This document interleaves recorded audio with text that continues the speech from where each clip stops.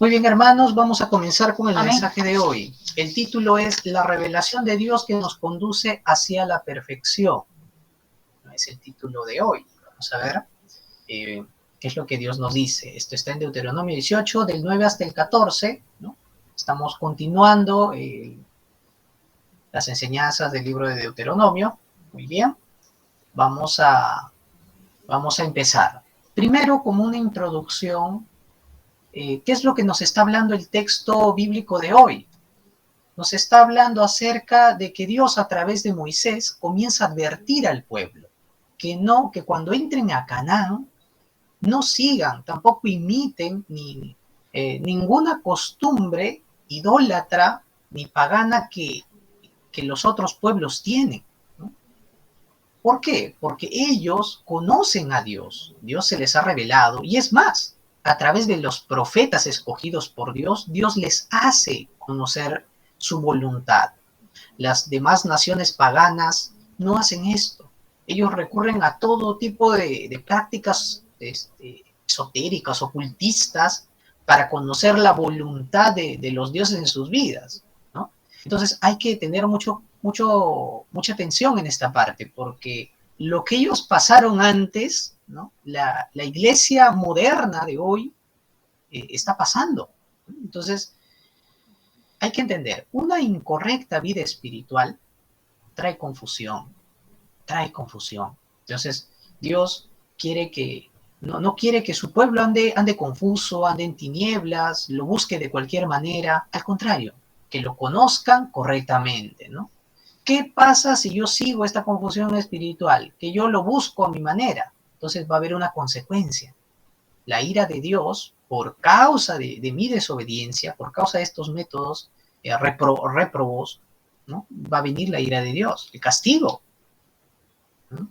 Su pueblo conoce y tiene su ley. Es por eso que Dios advierte.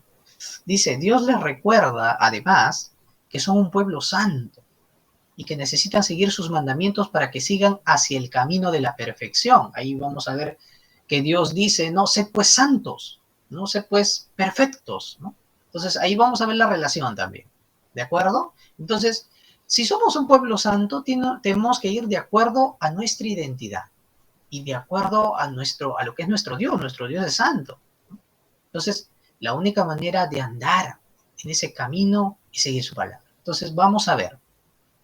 En el mensaje de hoy vamos a ver dos puntos. Primero, que nosotros tenemos que distinguir, y una vez de distinguir las prácticas incorrectas, rechazarlas, ¿no? Porque hay una espiritualidad incorrecta que está entrando a la iglesia, al pueblo de Dios, y que eso pasa como si fuese algo bíblico, ¿no? Entonces, tenemos que de discernir bien. Una vez que contrastamos con lo que Dios nos dice, ¿no? Entonces, tenemos que desecharlo, tenemos que reformar las cosas. Hay una espiritualidad incorrecta, sí. Entonces, hay que tener mucho cuidado. Y como punto dos, nosotros, ahora que estamos siguiendo lo correcto, tenemos que seguir ese camino, ¿no? Que es santificarnos. Y ahí vamos a ver cómo tenemos que hacerlo. Muy bien. Voy a comenzar con el punto 1, ¿no? Tenemos que distinguir y rechazar toda incorrecta espiritualidad, ¿no? Vamos a leer el texto bíblico. Miren, del 9 hasta el 12 comienza diciéndonos, cuando entres en la tierra que Jehová tu Dios te da, no aprenderás a hacer según las abominaciones de aquellas naciones, ¿no? ¿Qué es una abominación? Es algo que Dios reprueba, es algo que Dios aborrece. Entonces, ¿cuáles son esas prácticas? Acá lo va a mencionar. No se ha hallado en ti quien haga pasar a su hijo o a su hija por el fuego, ni quien practique adivinación, ni agorero, ni sortílego, ni hechicero, ni encantador, ni adivino, ni mago, ni quien consulte a los muertos.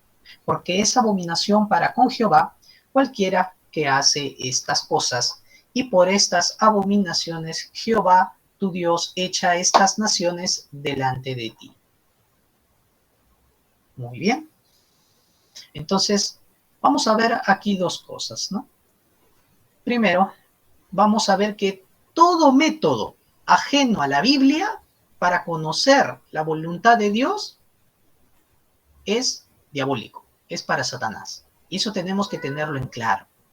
No, es que estas prácticas místicas, parece que sí son bíblicas. No, hermano. Entonces, Dios nos ha hablado bien claro en su palabra, ¿no? Todo método ajeno prácticamente es diabólico, viene de Satanás. Entonces, vamos a ver aquí. Primero, Israel no debía de acudir a adivinos ni hechiceros, a todo lo mencionado anteriormente. ¿Por qué? Porque Dios había provisto sus propios profetas y sus sacerdotes para dar a conocer su voluntad. Por ejemplo, los sacerdotes podían interceder ante Dios por el pueblo y por asuntos especiales, ¿no? Intercedían para conocer la voluntad de Dios, ¿no? Y ellos recibían revelación de Dios.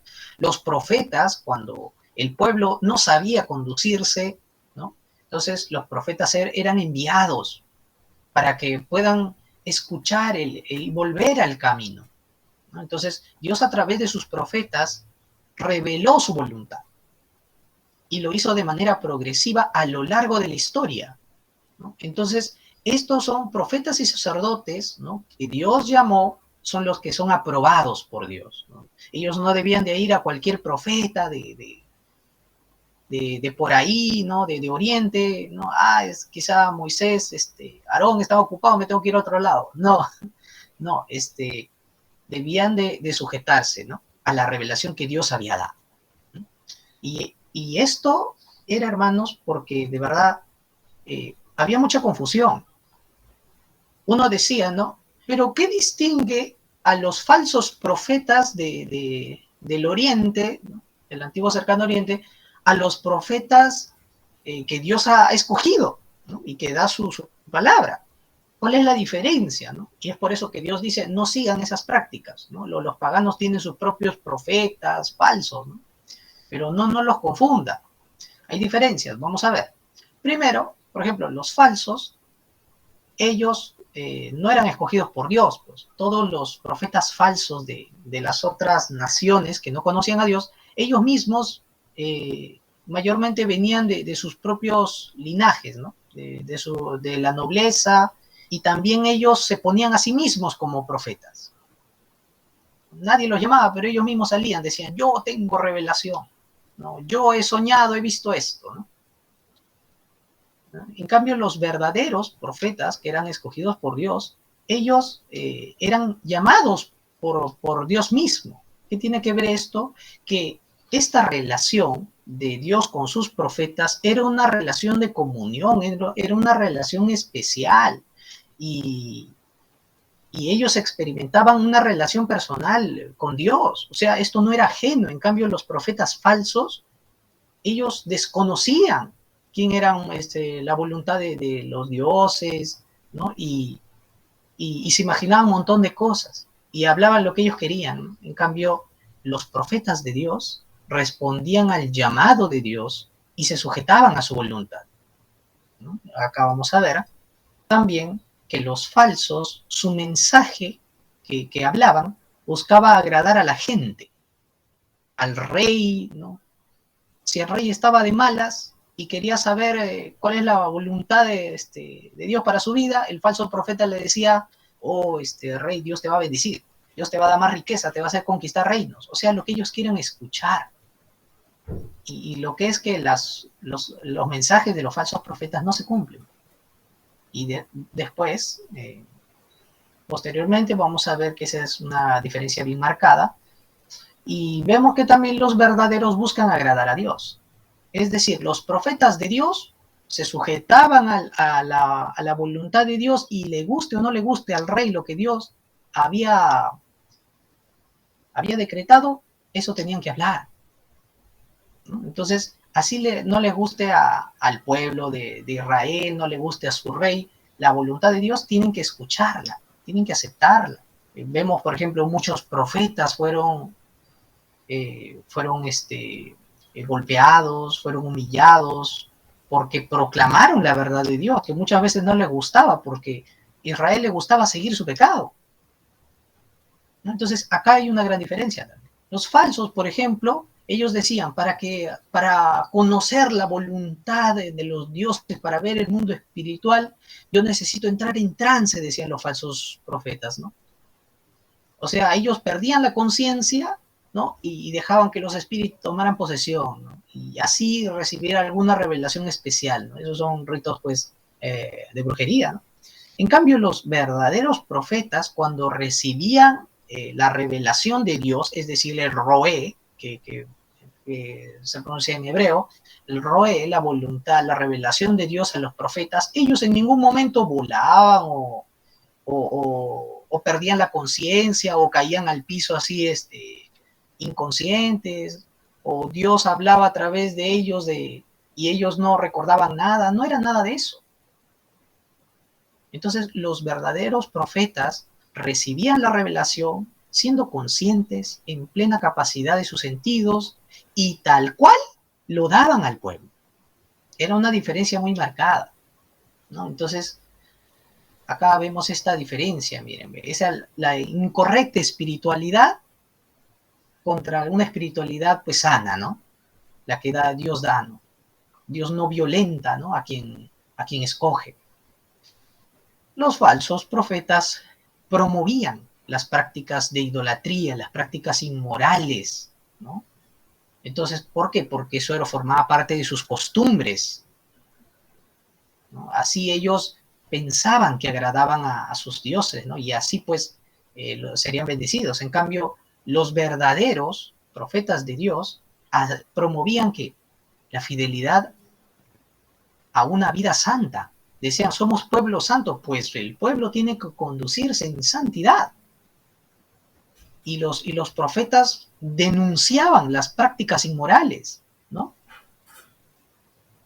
Y ellos, sujetándose a la voluntad de Dios, conocían que el pueblo no debía de andar como los pueblos que no conocen a Dios, ¿no? Es una gran diferencia, ¿no? Y lo que muchos de nosotros ya sabemos, los falsos profetas adoran a múltiples dioses. En cambio, los profetas de Dios solo servían al único Dios verdadero, ¿no? Jehová nuestro Dios, Jehová uno es, dice, ¿no? Deuteronomio 6, ¿no? Y uno puede decir, ya yo también adoro a Dios, al único y Dios. ¿Será? Porque hay veces quiero tomar yo el control de mi vida, quiero ser mi propio Dios. Hay veces el Dios del dinero, ¿no? El Dios del trabajo. Entonces, hay que tener mucho cuidado. Y hay veces queremos que nuestra vida espiritual vaya de acuerdo a lo que queremos, como los falsos profetas, y no conforme a lo que Dios quiere. Tenemos que rendir nuestro corazón a Dios, identificar qué es lo que estoy siguiendo en mi vida, qué voz estoy escuchando, inmediatamente rechazar lo incorrecto. Vamos a continuar. Y acá en Deuteronomio ya se menciona una lista de estas prácticas, ¿no? De estas prácticas abominables. Por ejemplo, la idolatría, ¿no? ¿Por qué? Porque ahí hace énfasis y dice, ¿no? ¿Qué es lo que hacen, por ejemplo, los pueblos paganos para conocer, recibir la voluntad de Dios? Ellos sacrifican a sus ídolos, a sus hijos recién nacidos. Entonces, con el fin de que esos ídolos le garanticen prosperidad económica, salud física, un próspero reinado. Por eso los reyes sacrificaban a sus hijos recién nacidos también, todo para garantizar que les vaya bien. Entonces, acá vemos también algo para nuestro hoy, ¿no? Si nosotros no criamos a los niños, ¿no? Conforme y les hacemos que desde pequeños escuchen la palabra y a medida que crecen tengan una relación personal con Dios, voy a abrir paso a la idolatría. Si esto yo no lo hago, ¿no? Entonces, quizá si mi vida está enfocada en lo material, yo voy a enseñar eso a mi hijo. Y mi hijo va a dar su vida, va a ser sacrificado, o sea, va a invertir su vida solamente en algo vano como lo material. Ahí no está la voluntad de Dios. Entonces, por ejemplo, nos habla de agoreros también. ¿Quiénes eran los agoreros? Agorero viene de augurio, ¿no? ¿Y qué hacían? Entonces, la gente iba, estos agoreros, ¿no? ¿Qué hacían? Les presagiaban, ¿no? Hacían su ritual, ¿no? su ritual y decían si te iba a ir bien o si te iba a ir mal. Por eso dice el buen augurio, el mal augurio. Y todo esto era práctica para saber el futuro. Bueno, el siguiente mes, ¿cómo me va a ir? ¿No? ¿Será bueno que siembre esto para mi cosecha? ¿Para que me salga bien o me va a salir mal? ¿No? Y en muchos países, antes de hacer cualquier cosa, consultan a los agoreros. Esta decisión que voy a tomar, ¿me va a salir de provecho o no? Y van al agorero. Entonces, hay que tener mucho cuidado, porque esto ha entrado a la iglesia. ¿Cómo? Obviamente, pues no se proclaman agoreros.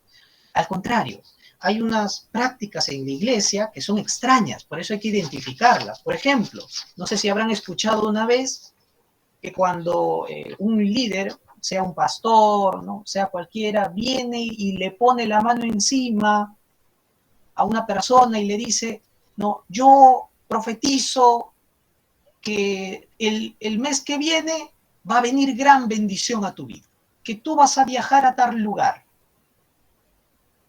que no debes de ir el siguiente mes, no debes de dejar la obra de Dios porque si no te va a ir mal en tu trabajo, ¿no? No viajes hoy, ¿no? Viaja dentro de 2 meses, ¿no? Pastores, líderes que comienzan a hablar así, esos son agoreros, porque están diciéndole, hermano, a ti te va a ir bien el mes que viene, si haces esto te va a ir mal, ¿no? Según sus pareceres. Hay que tener mucho cuidado. Hay muchos declaran, decretan, arrebatan, ¿no? Desde el púlpito. Hay que arrebatarle al diablo. Al diablo no hay que arrebatarle nada, porque nada es de él, ¿no? Hasta él está sujeto a la voluntad de Dios.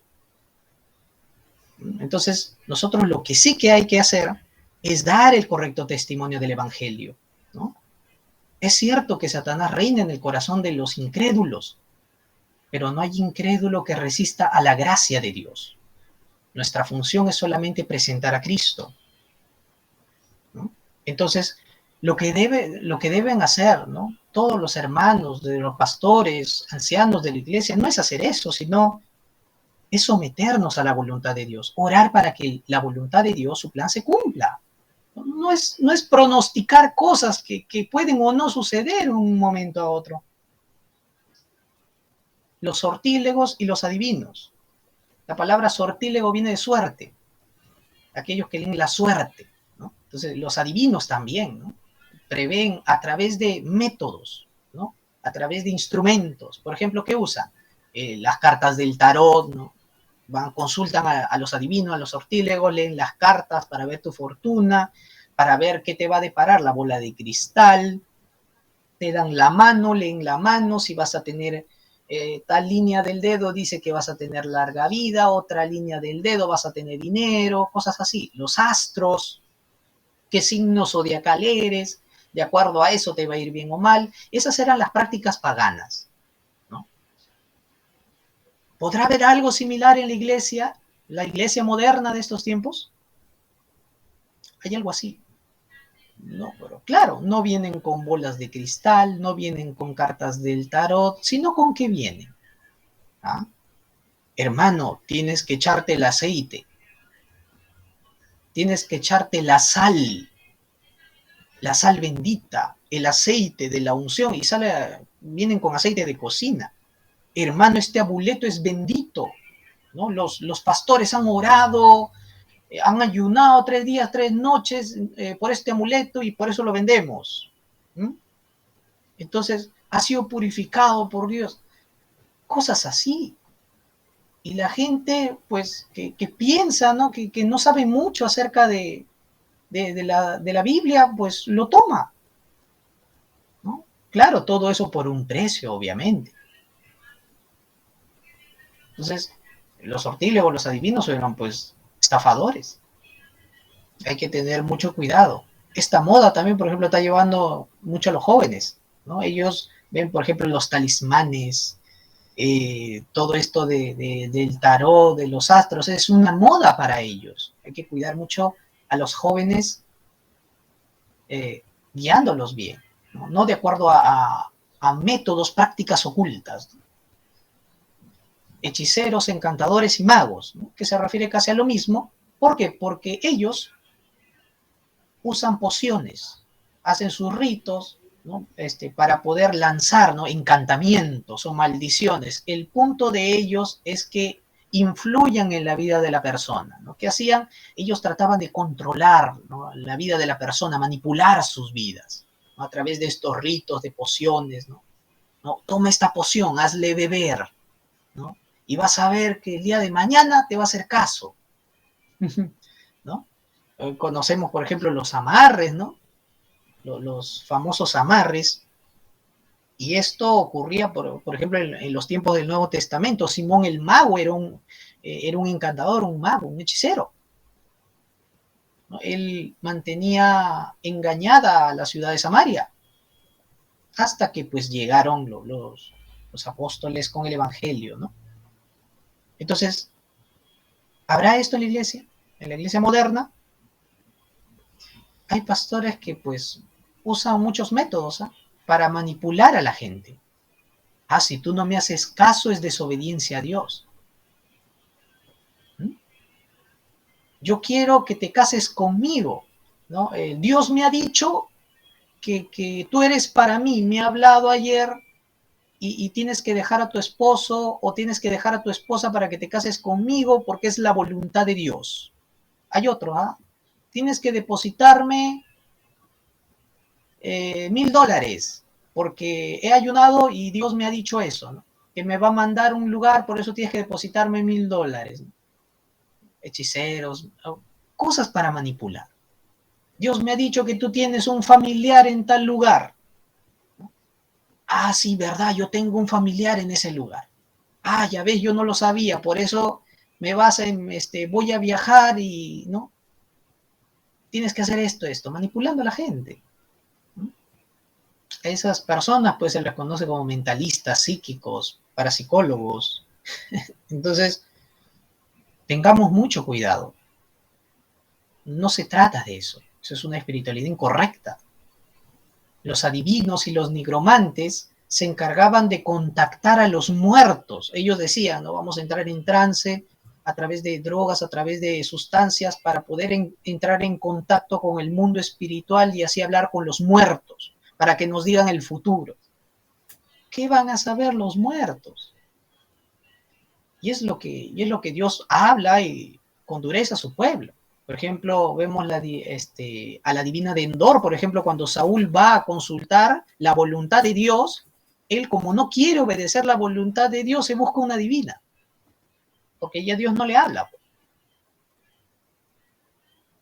En la ciudad de Filipos, en Hechos 16, del 16 al 18, está pues la divina, ¿no? Y obviamente esta divina estaba poseída por demonios, porque era un espiritista, era una medium. Entonces, todas estas prácticas son réprobas para Dios, ¿no? Entonces, hay cosas así en la iglesia moderna. Hoy hay creyentes que piensan que sus seres queridos siguen vagando por este mundo. O sea, el muerto no está muerto, su alma sigue vagando, que se pasea por mi casa. Sí, porque ayer soñé que mi familiar fallecido ya de hace un año me habló, me dijo, tengo que hacer esto. Ah, ya, y hay creyentes que siguen esto, ¿ah? ¿No? Entonces piensan que los visitan, que a través de sueños o de visiones les aconsejan. Hermanos, todos los muertos en Cristo están en la presencia de Dios, no están vagando. Hay que entender esto. El método del mundo para acercarse a Dios es incorrecto. ¿Por qué? Porque sigue el consejo del diablo. Dice que este mundo andábamos antes así, según las corrientes de este mundo, conforme al príncipe de la potestad del aire. O sea, seguíamos al diablo antes, ¿no? El espíritu que sigue, ¿no? Opera en los hijos de desobediencia. ¿Quiénes son esos hijos de desobediencia? Los que no quieren creer, ¿no? A la palabra de Dios.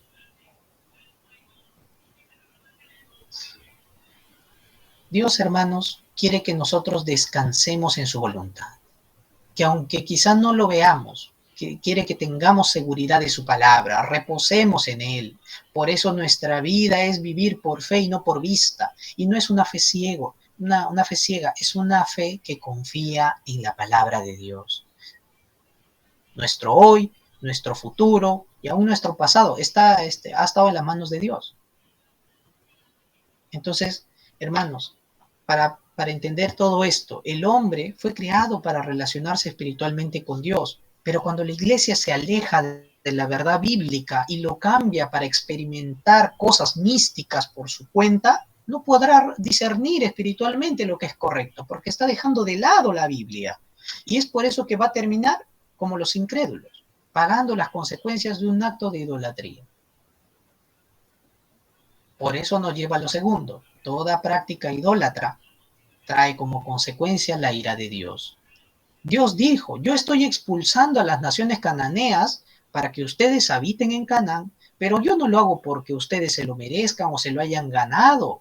Esto yo lo hago porque ustedes han hallado gracia.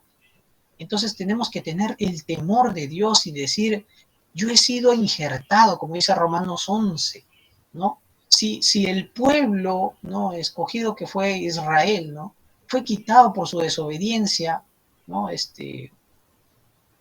Y muchos no llegaron a Canaán, la primera generación no llegó a Canaán, la segunda sí llegó. Entonces, y Dios me ha dado su gracia para seguirle. ¿Quién soy yo para no temerle? ¿No? Para provocarle a ira siguiendo otras cosas. Esto, hermanos, se vio fuertemente en la época de los reyes. Tenemos en la Biblia 2 libros, Primera y Segunda de Reyes, que nos narra. Y hubieron más reyes que siguieron las prácticas paganas. Esto es muy triste. Por ejemplo, el rey Manasés. El rey Manasés hizo todo lo que estaba en la lista de lo que Dios prohíbe. No consultes a adivinos, agoreros, hechiceros, no sacrifiquen bebés a los ídolos, no consulten a nada de eso. Y Manasés hizo todo eso. Segunda de Reyes 21, 6, 9. Manasés hizo grandes cosas, dice, grandes cosas horribles.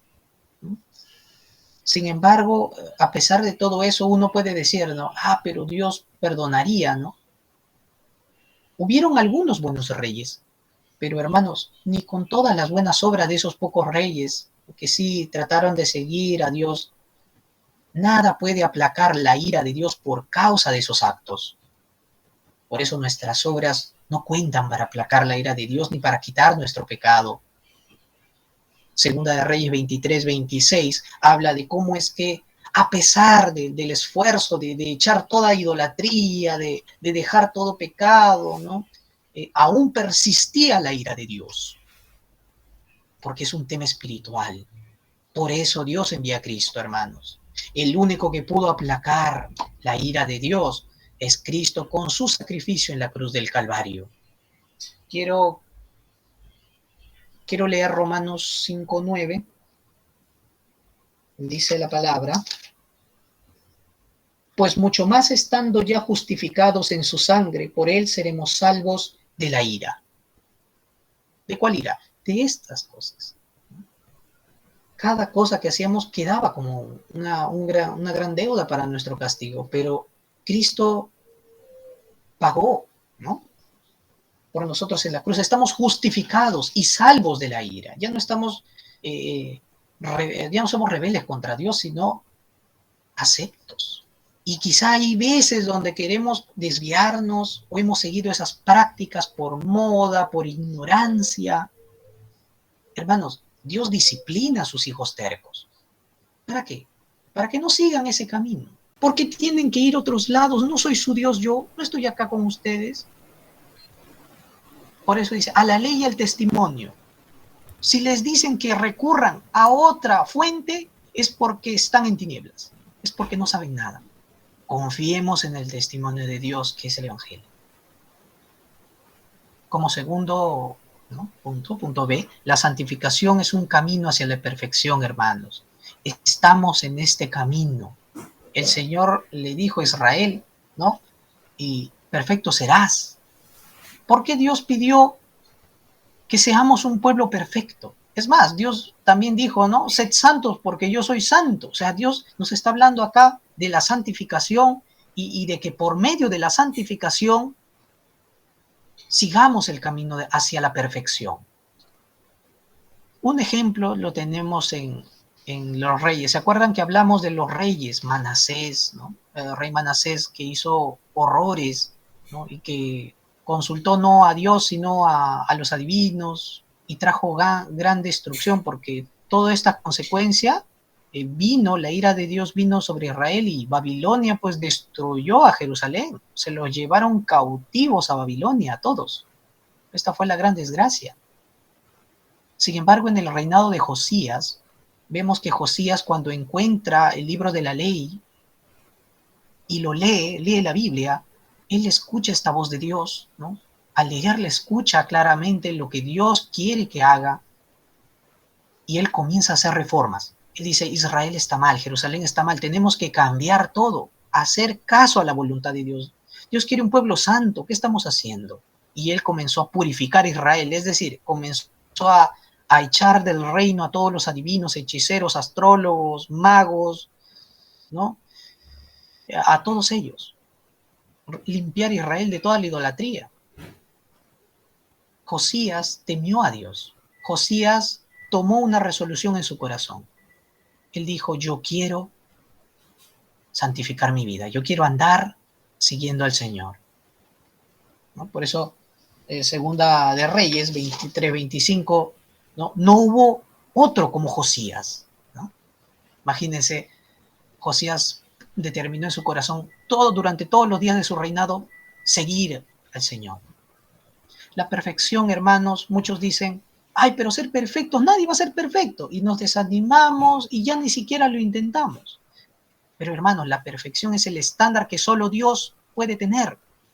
Y cuando Jesús vino para ser nuestro estándar. Él lo cumplió por nosotros. Él es perfecto.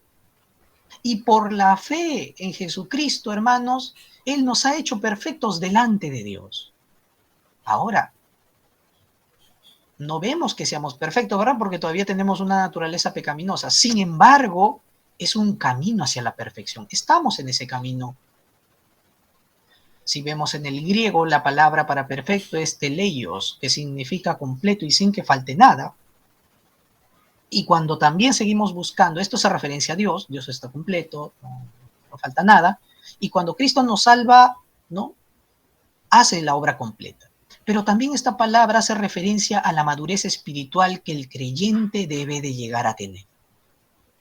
Por eso, hermanos, el llamado de Dios a que todos sus hijos sean perfectos es que nosotros debemos de reflejar el carácter de Dios. Efesios 5. Tenemos que caminar como Dios, ser imitadores de Dios.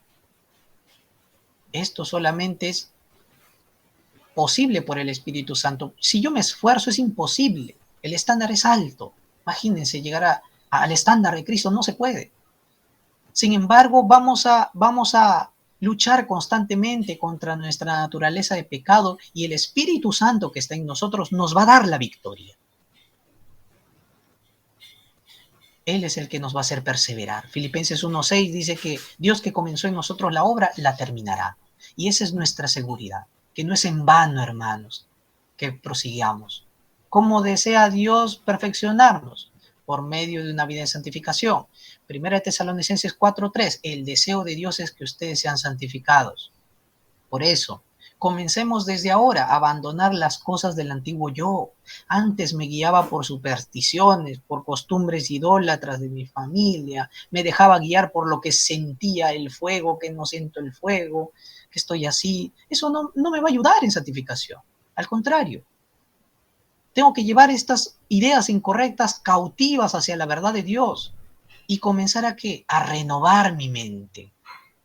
Cuando comenzamos a ocuparnos en las cosas de Dios, leer la Biblia, tener un tiempo de oración que siga la palabra, enseñar a otros el Evangelio y compartir en el campo el Evangelio, es el evangelismo. Así, hermanos, nosotros estaremos pareciéndonos más al Señor, teniendo el pensamiento del Señor. Haremos lo que Él nos ha mandado hacer. Como conclusión, una iglesia que lee y estudia la palabra, identifica y rechaza todo método ocultista, todo misticismo insano, que trata de ¿qué? De desplazar el evangelio, porque eso es lo que hace. Estas malas prácticas lo que hacen es ponerte a ti mismo en el centro en lugar de Dios. Y hay gente que le funciona.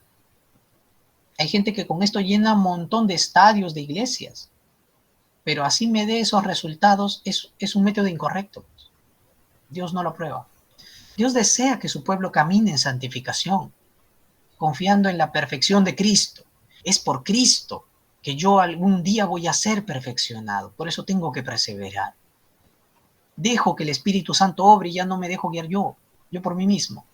Me sujeto a la voluntad de Dios. ¿Qué dice la palabra? Eso debo de hacer.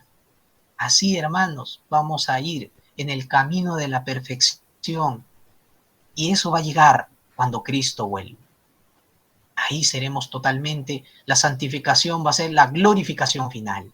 Y ahí nuestra perfección, vamos a ser perfectos como el Señor lo es.